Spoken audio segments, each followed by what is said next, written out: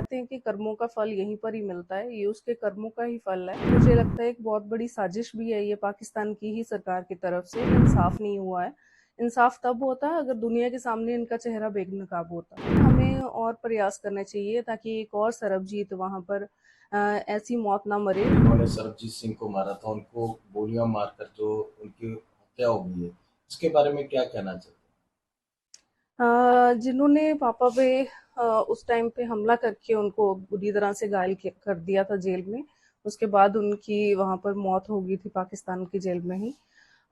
उनमें से एक जो शख्स था, उसको कल गोलियों से मार के उसकी हत्या की गई है हैं? कुछ मीर सर, मीर सरफराज। जिस पे मैं यही कहना चाहती हूँ कि जैसे हम कहते हैं कि कर्मों का फल यहीं पर ही मिलता है, ये उसके कर्मों का ही फल है। लेकिन इसके साथ ही मुझे लगता है एक बहुत बड़ी साजिश भी है ये पाकिस्तान की ही सरकार की तरफ से, क्योंकि ऐसे हो सकता है बहुत सारे राज हों जो उनको लगता हो कि बाहर ना आ जाएं दुनिया के सामने, क्योंकि ये भी एक पाकिस्तान सरकार की और वहाँ की एजेंसियों की ही एक मिली भुगत के जो है कारण इन्होंने एक साजिश रच के ही मेरे पापा का वहाँ जेल में कत्ल करवाया था। काफी लंबा समय आपने जो है आपके जो बुआ जी थे, मेरे ख्याल उन्होंने काफी कोशिश भी की थी लाने की, पर सफल रहे। उसके बाद इस बात को भी लेकर काफी उन्होंने बात की, हाईकमांड के साथ भी बात की, कोई हल नहीं निकलता नजर आया। नहीं, बिल्कुल नहीं। एक ऐसा देश जहाँ जिसको हम के कहते ही हैं कि ये दुश्मन देश है और जो कि बिल्कुल किसी भी मानव अधिकारों को नहीं मानता है, उसके इस टाइप के देश से आप क्या ही उम्मीद कर सकते हो।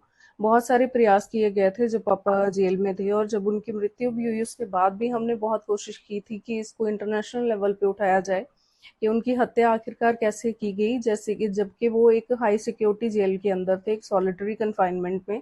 ऐसी जगह पे जाना किसी आम कैदी जो बाकी वहां पर रह रहे थे उनके बस की बात नहीं थी, बिना के अथॉरिटीज के वहां मिली भुगत के।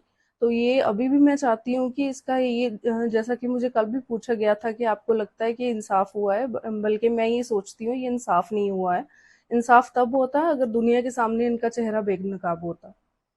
कहीं ना कहीं साजिश है पाकिस्तान सरकार की भी। जी, बिल्कुल, ये मैं शुरू से ही कह रही हूँ कि ये साजिश है पाकिस्तान की सरकार की, क्योंकि यही एक इकलौता इंसान था जो कि इस टाइम पे जेल के बाहर था। बाकी अभी भी मुझे लगता है कि जेल में ही है, और ये पापा का जो इन्होंने कत्ल किया था उसका भी एक इन्होंने झूठा वहां पर ट्रायल चलाया, जिसमें खुद ही गवाह खड़े करे और खुद ही उनको मुकरा लिया और बाद में इन लोगों को बरी कर दिया था। तो ये भी हो सकता है कि इन्होंने यही चीजें छुपाने के लिए ही इसका कत्ल करवाया हो। लास्ट में क्या कहना चाहते हो?